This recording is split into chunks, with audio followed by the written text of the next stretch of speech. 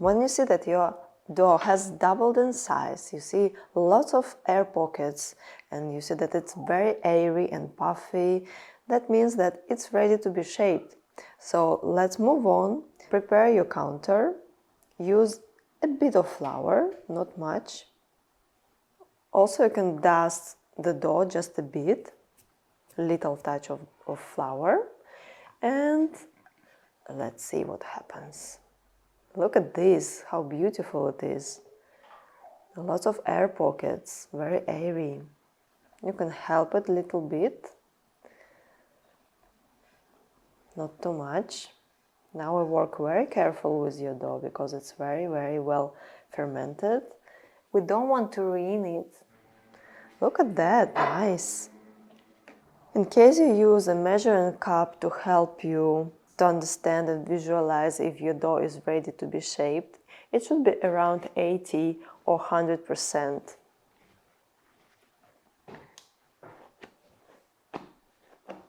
Nice. Now I will use my scale to divide dough into even parts. Dust the scale and divide the dough without using any flour on top. So let's check how many buns we will have. You can use a scale to ensure each bun has equal weight, dividing the dough into equal parts of more or less 100 grams.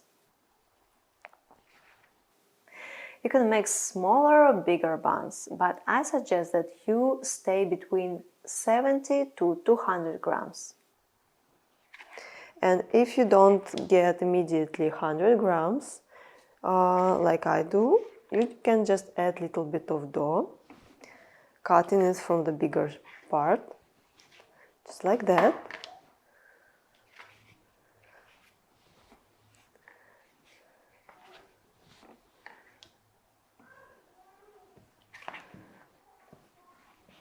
I use my scraper, you can use knife in case you don't have one.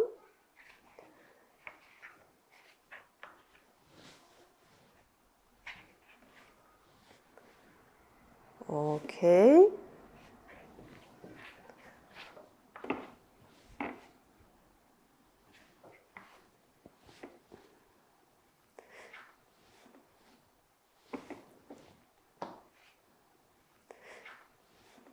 You can cut a bit off in case a bun is too big. Just like that.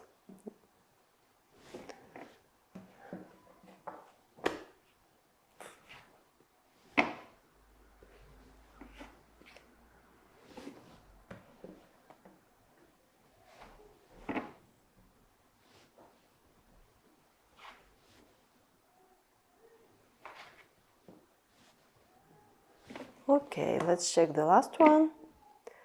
A little bit big, but it's okay. They will never be perfect, same size. So the last extra piece that you have, you can just divide into little pieces and add randomly to your buns. Perfect. Now we don't need a scale anymore. And let's shape buns actually.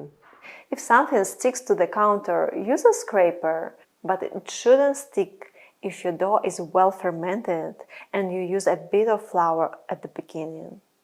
So how to shape buns? Just take a piece of dough and pull the side and tuck it into the center, just like that. 1, 2, 3, 4, 5, 6. That's it. Close it. And then you don't need any flour anymore. Clean your counter and just do like that. Use your hand. Now you will scroll your bun between your fingers and the palm of your hand. Here and here. If it does stick too much, just flour a little bit your hands, like that. And do this round movements. So I push my bun and scroll it between this part of my hand and fingers.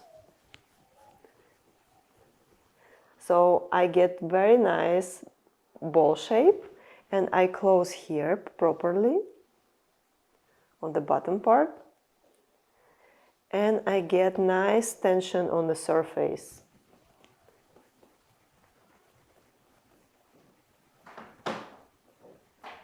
Good.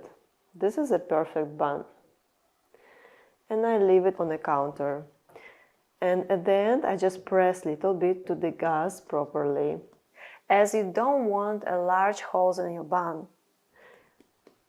All holes in a bun should be small size and evenly spread. Repeat this process for each bun. I tuck in sides of the dough.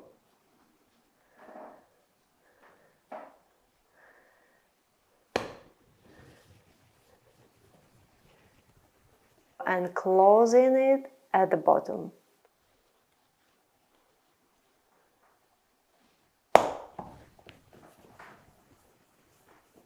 And I make a perfect bun.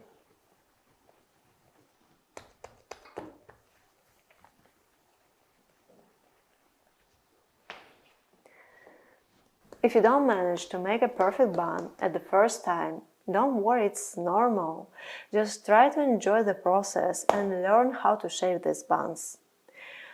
Okay, if it sticks too much to your hand, use a bit of flour, but not too much.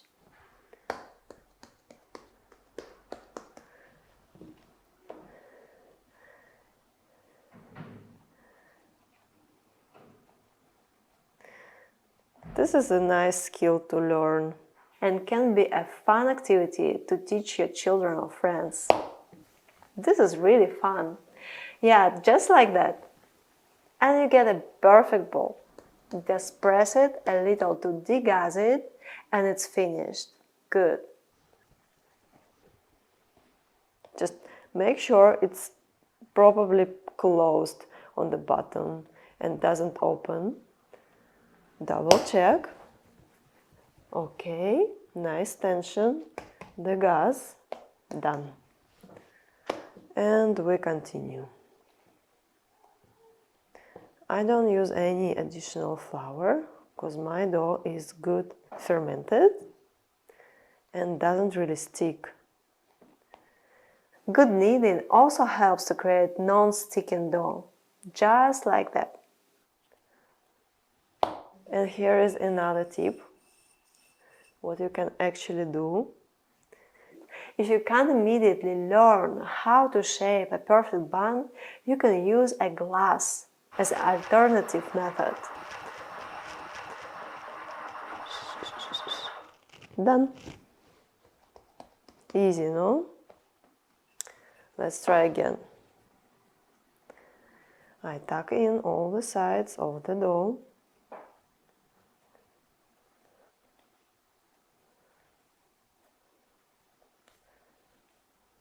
I pinch it a bit to close it well.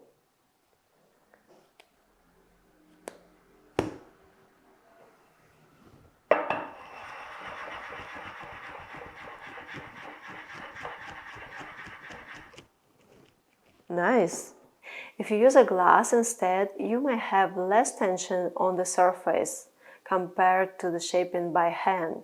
So double check if it closes well here, if it doesn't open, and just compare the results. Try to do both. Use both methods and you will see the difference.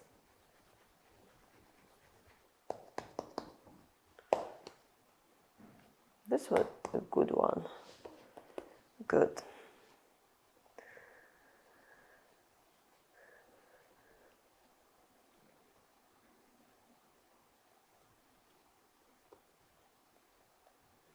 Just tuck everything in. You can also do it on a counter.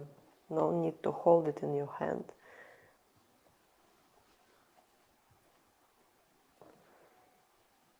Close it well.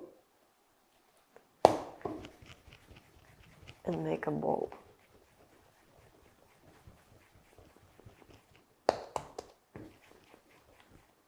Double check.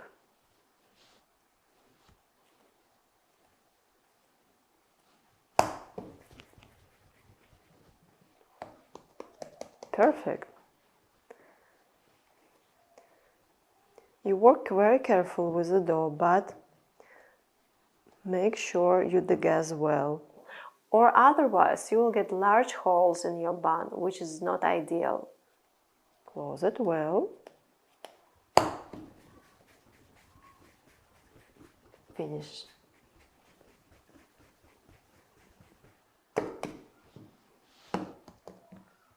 Double check the gas.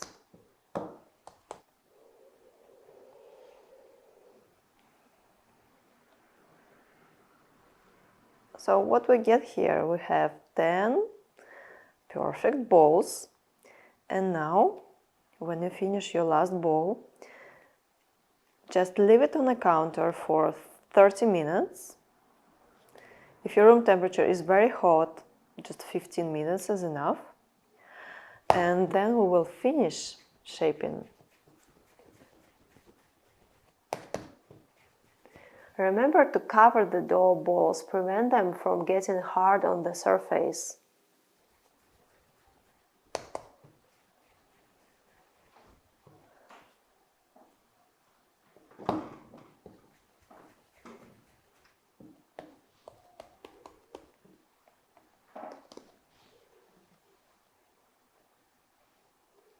Lovely.